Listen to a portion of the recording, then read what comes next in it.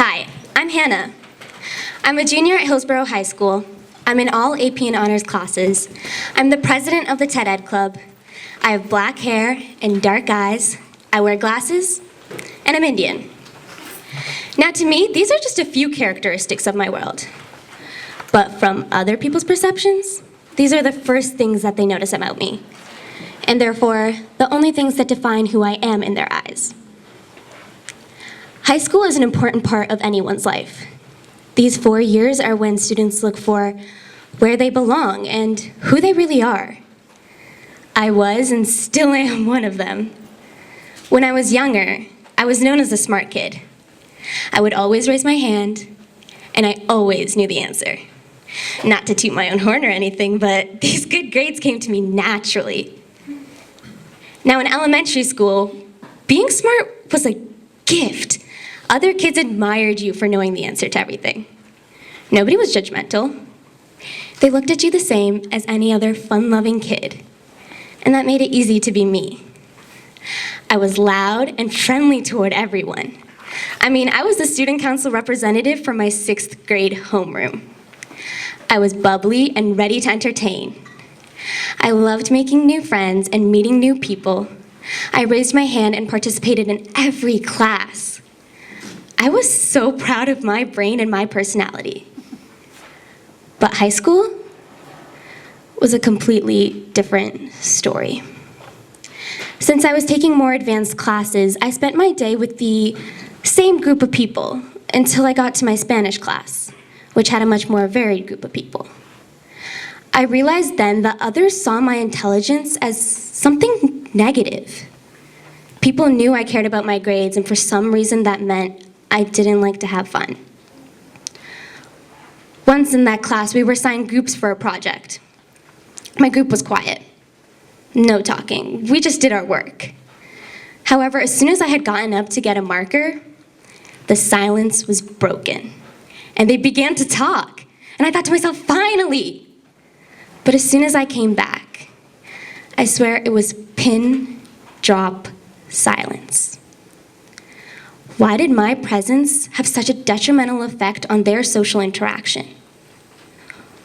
Why did they stop talking when I came?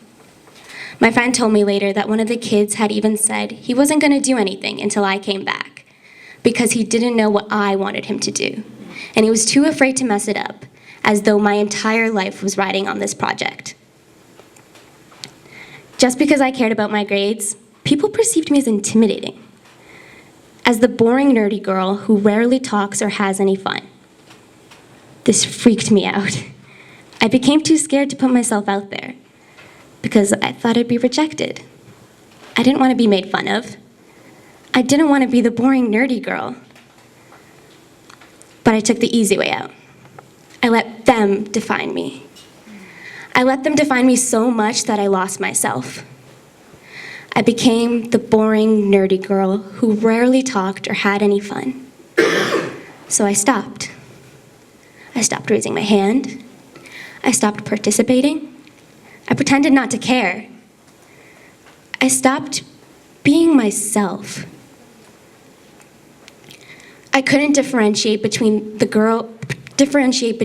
outgoing girl who was thriving in the 6th grade and the quiet girl who suddenly couldn't make any friends in the 9th grade. Now, of course, this fear was a buildup of several different occurrences. Being put in consecutive situations where you feel judged will only lead to the breaking away of your confidence. But I would think to myself, why am I like this? I don't like who I am. Why am I so quiet when I'm not actually like that? I somehow survived 9th grade and 10th grade being someone I wasn't. I let them define me. I adapted to what they saw me as. But why couldn't I be the girl that I was in the 6th grade? To be honest, I don't know. But I'm learning to find her again and wrap my arms around her and just love her the way she is. I'm a junior in Hillsborough High School. I'm in all AP and honors classes. I'm the president of the TED Ed Club. I have black hair and dark eyes.